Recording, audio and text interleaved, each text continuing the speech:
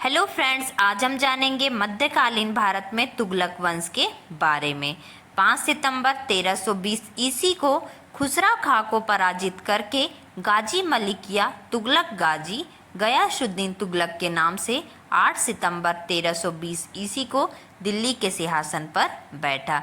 5 सितंबर 1320 ईस्वी को खुसरो खां को हरा करके पराजित करके गाजी मलिक या तुगलक गाजी गयासुद्दीन तुगलक के नाम से 8 सितंबर 1320 ईस्वी को किसके सिंहासन पर बैठा? दिल्ली के सिंहासन पर बैठा। गयासुद्दीन ने अलाउद्दीन के समय में लिए गए अमीरों की भूमि को पुनः लौटा दिया। जो गयासुद्दीन तुगलक हैं, उन्होंने क्या किया? अलाउद्दीन के समय पे जो जमीन अमीरों से ली गई थी, भूमि अमीरों से ली गई थी, गयासुद्दीन ने क्या किया? पुनः उन्हें लौटा दिया। इसने सिंचाई के लिए कुआं एवं नहरों का निर्माण कराया। इन्होंने गयासुद्दीन तुगलक ने सिंचाई के लिए कुआं एवं नहरों का निर्माण करवाया। नहरों का निर्माण करने वाला गयासुद्दीन प्रथम शासक था। जो गयासुद्दीन तुगलक हैं, वो नहरों का निर्माण करने वाले प्रथम शासक थे। गयासुद्दीन तुगलक ने दिल्ली के समीप स्थित पहाड़ियों पर तुगलकाबाद नाम का एक नया नगर स्थापित किया। गयासुद्दीन तुगलक ने दिल्ली के पास ही स्थित पहाड़ियों पर तुगलकाबाद नाम का एक नगर स्थापित किया। रोमन शैली में निर्मित इस नगर में एक दुर्ग का निर्माण भी हुआ। फिर यहाँ पे क्या हुआ? उन पहाड़ियों पर रोमन शैली में निर्मित इस नगर में एक दुर्ग का भी निर्माण हुआ। इस दुर्ग को 56 कोट के नाम से भी जाना जाता है। जो दुर्ग है उसे 56 कोट के नाम से भी जाना जाता है। मध्यकालीन सभी सुल्तानों में मोहम्मद तुगलक सर्वाधिक शिक्षित, विद्वान एवं योग्य व्यक्ति थे।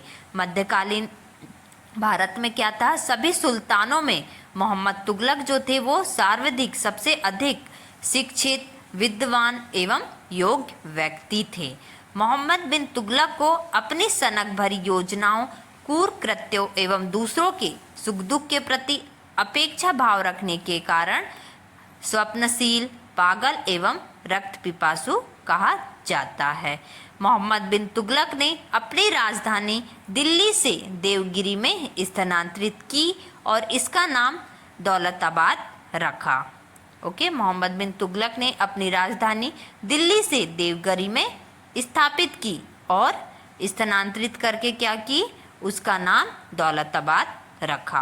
ओके, मोहम्मद बिन तुगलक ने कृषि के विकास के लिए अमीर-ए-कोही नामक एक नवीन विभाग की स्थापना की। जो मोहम्मद बिन तुगलक है, उन्होंने कृषि के विकास के लिए अमीर-ए-कोही नामक एक नवीन विभाग की स्थापना की।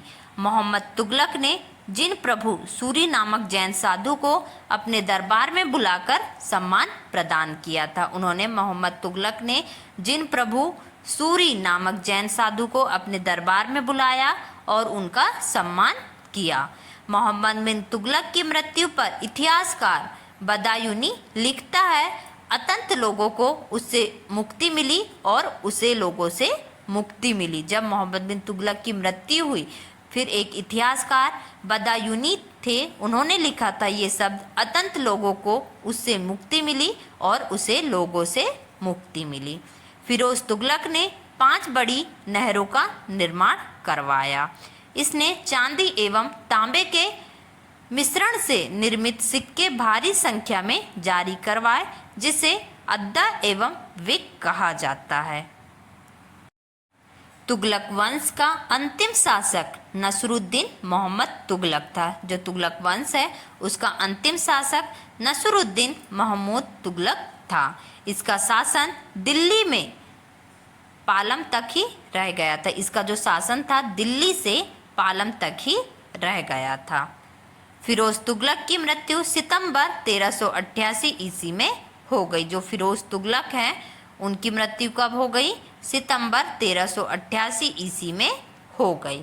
ये थी तुगलक वंश के बारे में जानकारी।